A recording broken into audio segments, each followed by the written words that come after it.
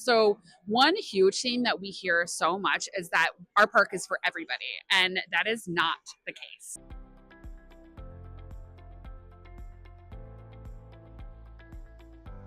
All right, so I'm here with Amber at Martrek Digital. We're at the Texas Association of Campground Owners Convention in Conroe, Texas. Amber, tell me a little bit about who you are and what your company does. Sure.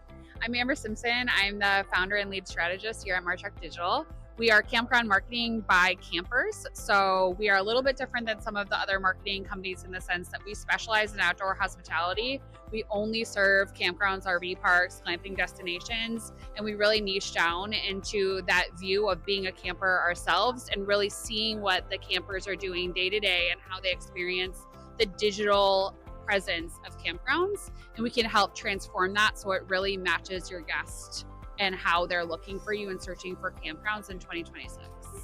Fantastic and good to know. So marketing is it's kind of a catch-all term, and people understand that it's important, but a lot of people don't seem to understand why it's important. So when you're talking with an owner and they're trying to figure out if they should implement this into their business, what problems are you actually solving for them at the end of the day, or what's the benefit to the campground owner? So one huge thing that we hear so much is that our park is for everybody, and that is not the case.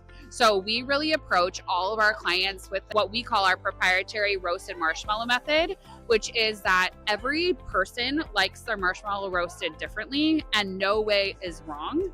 But the campground owners need to think about which marshmallow they are so that they can find the campers that are already looking for a park just like them. And a lot of times that strategy is not even set up. So your marketing is never going to work. And a lot of times it's confusing the guest when they get on your website or they see your paid ad because it's not aligning with the messaging and what they're saying. So no matter what service a client hires us for, we're going to use that methodology so that we make sure that we're reaching the right people when they're looking and that they're going to be a good fit for your park. Because if you are attracting the wrong people, that's when you start getting bad reviews. That's when you start having empty sites and things aren't working because that whole strategy is not aligned. So you really are practicing what you preach, because your company is hyper focused on one particular niche, and you're actually encouraging your clients to do the exact same thing. It's, hey, figure out who your best customer is, go after that particular customer, and be the best at getting that customer in your park. Yes. Wow. What else should we know about maybe the industry or the market today, or what's going on out there in the world? Everything is changing, and I think everybody is very in your face about AI right now. And I think what's really important for campground owners in particular to remember is that AI cannot replace what your real park is offering. And so be very wary of the people that are selling AI solutions for everything, because at the end of the day, your brand story and who you are matters so much more. And so make sure that you're not replacing invaluable things like your photography and videography with AI, because that's going to really confuse the guest. You want to be showcasing your real park and your real guests wherever you can, because that's why people stay with you and that's why people find you, is they want to match that experience to what they're valuing. And I also think that campground owners are thinking that discounts and sales are really what's driving it. And the data out there that's being produced today is showing that millennial campers are willing to spend up to $300 a night for experience. And so really what you need to think about is the experience you're offering your guests matching that value? And that's where price comes in. And so there's a lot of strategy that can align with that, and really focusing on that instead of 20% off or discounts.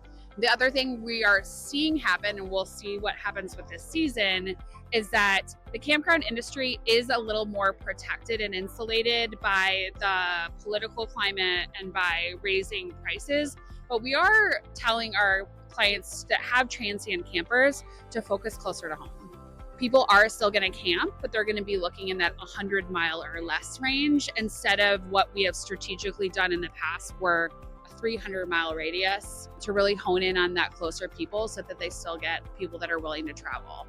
Wow, that makes a lot of sense. Last question, fun question. We love creative marketing. We love creative marketing strategies and tactics.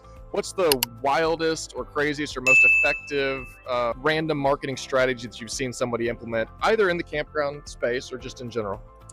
I think recently we have a very unique client that is not for everyone, but they do a lot of concerts. So they're more similar to a concert venue than a campground. And most of the people that are coming to their park are coming because of the musical talent.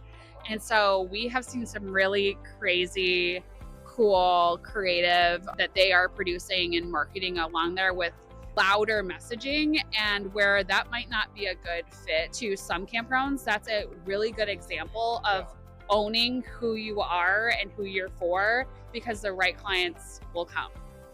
That makes so much sense. People will travel hundreds of miles to stay at a campground that's near a national park.